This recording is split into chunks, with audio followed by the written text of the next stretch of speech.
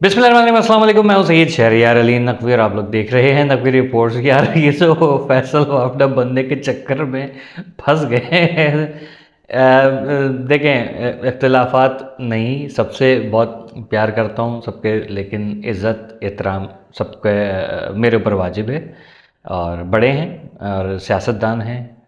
कराची को सर्व किया है एक ज़माने में, लेकिन फंस गया बुरे तरीके से यार। ये अनीस एडवोकेट का इंटरव्यू जो है ना, नहीं होना चाहिए था मेरे ख्याल में। अब कोई कहेगा कि नहीं यार, फ़र्क नहीं पड़ता। मुझे लोग कहते हैं यार, आप क्यों इतना जो है वो एक दहशतगर्द को वो कर रहे हैं, सपोर्ट कर रहे हैं। अबे सबूत ही नहीं है दहशतगर्द कहाँ से है, बोलते रहो। या तो आप इतने ना यार, सवाल अजीब किस्म की बातें नहीं किया करें ना यार। अल्ताफ़ हुसैन ये वो तुम्हारे, आप देख लो, इतना बड़ा सबूत आ गया सामने बैठ के। वो फ़हीम सिद्दीकी को अब लोग जो है वो बुरा भला कह रहे होंगे कि यार इसने क्यों इंटरव्यू कर दिया। उसका तो काम ही ये इंटरव्यू करने का, फ़हीम सिद्दीकी भाई का। और वो हमेशा ऐसे ही जो है वो इन्वेस्टिगेटिव जो है वो उनकी सारी वीडियोस होती हैं, सारे प्रोग्राम्स होते हैं उनका। तो क्या कह रहे होंगे यार, अब यार ये क्या कर दिया है यार फ़हीम भाई ने। यार देखें, अब तो ये क्लियर हो गया मेरे ख्याल में। इन्वेस्टिगेट पूरा सब बता दिया है। देखें सबूत, आपको याद होगा जब ये सारे मामलात हुए थे, अल्ताफ़ हुसैन साहब के ऊपर से सारे इल्ज़ाम क्लियर हुए थे कि भाई ये लंदन में कि भाई सारे केसेस से बरी हो गया हूँ, बाइज़्ज़त बरी। तो कितना अल्ताफ़ हुसैन साहब और उनके साथी लोग रोए थे यार, ये देखो मुबारक हो, मिठाइयाँ बटी थी, याद है। स्कॉटलैंड यार्ड के ऊपर उंगली उठाने का मकसद पता है क्या? एक चल मैं उठाऊँ ना, मैं एक आम आदमी हूँ, तो स्कॉटलैंड यार्ड क्या किया, वैसे नहीं, यहाँ से निकल। एक सियासतदान जो है वो इस किस्म की बात कर रहा है रॉ से। आपको पता है मुस्तफ़ा भाई, आप फंस गए हो बहुत गंदे तरीके से। आपके ऊपर केस कर देगा स्कॉटलैंड यार्ड, क्योंकि आपने कहा है कि भाई वो वहाँ से स्कॉटलैंड यार्ड को रॉ से जो है वो आया। वो पूरा बरतानिया आपके गले में फिट हो जाएगा मेरे भाई। आपके अभी भी वक्त है, मतलब you can apologise for that कि ये यार मुझे ये नहीं करना चाहिए था। यार आप प्रूफ करो अब, क्योंकि अब तो प्रूफ एक और आ गया आपके सामने यार। एक सीनियर जो साथी हैं आपके आपके साथी हैं, मेरे साथी नहीं, मुझे तो कोई जानता भी नहीं है, कि मुझे पड़ोस में कोई नहीं जानता, ठीक है। तो वो उन्होंने आगे कह दिया भाई ये तो मामला ही यही है, जैसे इन्वेस्टिगेशन मैंने भुगती है, ये 10 मिनट भी नहीं बर्दाश्त कर सकेंगे। 10 मिनट के मेरे ख्याल में पहले मिनट में जो वो भाग जाएंगे। और जो उन्होंने बताया है ना, वो तो अल्लाह माफ़ करे, क्योंकि स्कॉटलैंड यार्ड में उनके साथ हुआ, मतलब स्कॉटलैंड यार्ड की टीम ने इन्वेस्टिगेशन की, उन्होंने बता दिया, कुत्तों के साथ छोड़ दिया आपको। अब आप बताइए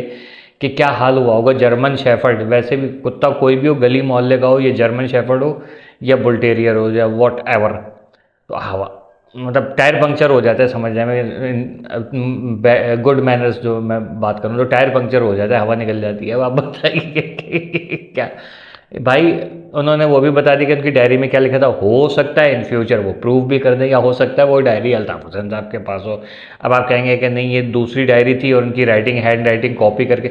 देखें, मैं यहाँ पर एक बात करूँ, आई एम नॉट अगेंस्ट और in favour of both of them, लेकिन व्हाट इज़ द रियलिटी कि यार सबके सामने ये चीज़ है। आपने कहा कि मेरे पास इतने वसाइल नहीं है कि मैं जा सकूं, क्योंकि एंकर साहिबा ने जो बड़ा प्यारा सवाल किया था कि sir would you like to go and proof. आपने कहा कि मेरे पास वसाइल ही नहीं है, तो भाई आपके पास वसाइल नहीं है तो क्या मैं जाऊंगा यहाँ से चिंची रक्शे में लटक के, आधा बस में डबल डेकर अब चल गई, डबल डेकर की छत पे बैठूंगा, उससे कहूँगा ज़ोर से ब्रेक मार, शूँ करता हुआ मैं बरतानिया पहुँच जाऊँगा। ये रहा सबूत यार। मुस्तफ़ा भाई डोंट से दैट। आपको मतलब एक ये है कि ये इसको जो है ना वो पता नहीं कौन सा बैर कहलाता है। आप लोग ज़रा कमेंट सेक्शन में बताइएगा कि कौन सा बैर कहलाता है, कि उसका बैर है, फलाने का बैर है। तो वो जो है मतलब ऐसा लग रहा है यार इस तरीके से वो नहीं करना। फिर आप आके इंटरव्यूज़ में उस बात को सेकंड कर रहे हैं। अच्छा, अनीस एडवोकेट साहब ने बड़ी प्यारी बात की है एक ना, प्यारी बात नहीं है, मतलब धुआं निकलने वाली बात है बेसिकली। मेरे अंदर से धुआं निकला है। क्यों? हुआ ये सीन है कि आपने कहा कि पाकिस्तान में 10 साल का किसी भी पार्टी को, नई पार्टी को कहा जाता है भाई आप ये प्रूव करो, या कोई भी पार्टी है, अब जैसे PMLN है, 10 साल तक अगर वो कुछ प्रूव नहीं कर सकेगी उसको भी ऐसे ही कर दिया जाएगा। उन्होंने कहा कि माजी में हकीकी भी ऐसी बनी थी और हकीकी के साथ भी ऐसे ही हुआ। क्या उनको कोई सुनता है, कोई नहीं सुनता, मतलब जब ज़रूरत पड़ेगी तो बुला के बैठा दिया जाएगा गालियाँ वालियाँ करने के लिए। ये इनके साथ होने वाला है। क्या ये गालियाँ दे दीजिए, किसी को बुरा भला कह दीजिए, ये होगा। तो यार ये तो बहुत ही अलार्मिंग सिचुएशन नहीं कि हमारे मुल्क में इस कस्म का निज़ाम है यार, कि या इलेक्शन कमीशन की तरफ से है या ये ख़ास आपको मेरे यहाँ से दिल तो हलक में जाता हुआ नज़र आया होगा ना, समझ जाइए। तो मतलब ये है क्या, तो ऐसा सिस्टम है हमारा। तो बहुत ही अलग है। लेकिन अगर इलेक्शन कमीशन की तरफ से, तब तो बहुत बढ़िया है भाई, जो भी काम नहीं करेगा तो यही होगा। क्योंकि अब ये पीएसपी बनाएंगे उन्होंने। अच्छा एक बात और की, एमके पाकिस्तान कोई थी नहीं, ये सारी की सारी पीएसपी थी। भाई हम कहा जाए, क्या फ़ारूक सत्तार वाकई में एमके लंदन में जाने वाले हैं? खालिद मकबूल और जितने और लोग हैं सारे, या पीपल्स पार्टी में जाएंगे ये लोग?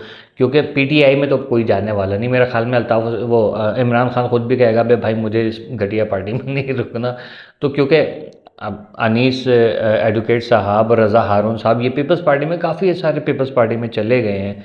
तो वहाँ से अगर उनको, उनका जो मकसद है कि माजरों के लिए फलाह बहबूद के काम करना या उनके हकूक़ दिलाना या पूरे पाकिस्तान के वो सब एक ही नज़र उसमें रख के साँचे में और सबको सर्व करना, तो वो अगर चीज़ है तो मेरे ख्याल में फिर बाकी भी जाएंगे। फिर हो सकता है कल ये जिए भुट्टो करते हुए नजर आए, बाकी सारे ये बेचारे कहाँ जाएंगे। तो अपने पैर पे कुल्हाड़ी मार ली इन्होंने। और बहुत एक मतलब जिसका भी मशवरा था ये कि आप आइए और ये बात करें, तो कमाल साहब का जो है ना, वो उनकी खदमात को कोई झुटला नहीं सकता, बहुत अच्छा काम किया। लेकिन वो कहते हैं ना कि जब सर से जो है वो बाप का साया उठ जाता है, तो बड़ा भाई जो है तो उसके ऊपर ज़िम्मेदारी आती है।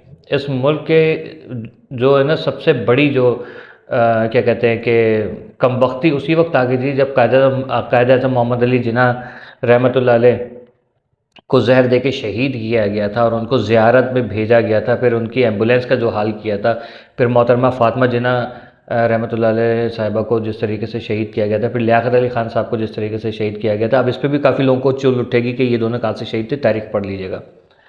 तो जब बाबाए कौम नहीं है सर के ऊपर, तो बड़े भाई के ऊपर थी जिम्मेदारी। कभी जुल्फ़िकार अली भुट्टो की शक्ल में वो आता है, ठीक है, कभी अल्ताफ़ हुसैन की शक्ल में आता है। मुल्क को बहुत ज़्यादा खसारे का सामना है।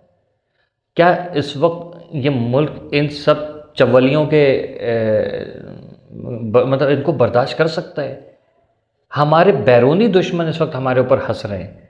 अब कल गोबर आ रही है बैठ के कहेगा कि मुस्तफ़ा कमाल को इस्तेमाल करो, क्योंकि आपको पता है कि भारत में क्या चलता है, कि जो ज़रा सा भी कोई नुक्स निकालेगा, या तो वो, मतलब एक मिसाल के तौर पे बात कर रहा हूँ, सीरियस नहीं हो जाइएगा कैसा होगा, लेकिन वो कहेगा कि मुस्तफ़ा कमाल के ऊपर फंडिंग करो, या वो जो है वो मुत्तर स्वामी जो है, क्या नाम है उसका, मनूस का, सांस का मरीज़, वो आ जाए कि भाई इस तरीके से करो, कोई नई पार्टी। अब क्या मतलब नई पार्टी कोई आएगी, कोई नई पार्टी लॉन्च होगी क्या?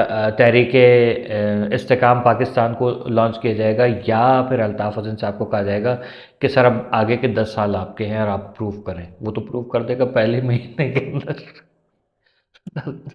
तो बहरहाल मुझे इन फ्यूचर माज़रतों के जो है वो आवाज़ें आ रही हैं कि माज़रत ख़्वाह हूँ, शर्मिंदा हूँ, या हो सकता है कमाल साहब सियासत को अलविदा कह के पाकिस्तान छोड़ के चले जाएं। क्योंकि मुझे लग रहा है कि कमाल साहब ने, अब उनके तो है कि उनको चढ़ावे में कोई ले आए ना कि भाई क्या बोलता है तू बोल, उस चक्कर में जो है वो बेचारे जोश खिताबत में बोल जाते हैं। लेकिन फंसाने वाला कोई और है, ऐसा नहीं है कि अकेला मुस्तफ़ा कमाल की जो है वो सारी ये बातें हों, ठीक है। तो प्रूफ हो गया, Altaf Hussain is not guilty. और मेरे ख़्याल में आगे भी काफ़ी चीज़ों में अल्ताफ़ हुसैन जो है वो ऑलरेडी, जब उनको केसेस उनके वाइंड अप हो चुके हैं, तो ये भी एक बोझ उनके सर पे से जो उतरा हुआ था, दोबारा उनके सर पे वो ताज पहनाने की कोशिश की गई, तो वो ताज जो है वो बाकी उनके पुराने साथियों ने आके उतार दिया कि नहीं, अल्ताफ़ हुसैन इज़ क्लियर। आप लोग क्या कहेंगे? कमेंट सेक्शन में अपनी राय साझा कीजिएगा। अल्लाह हाफिज़।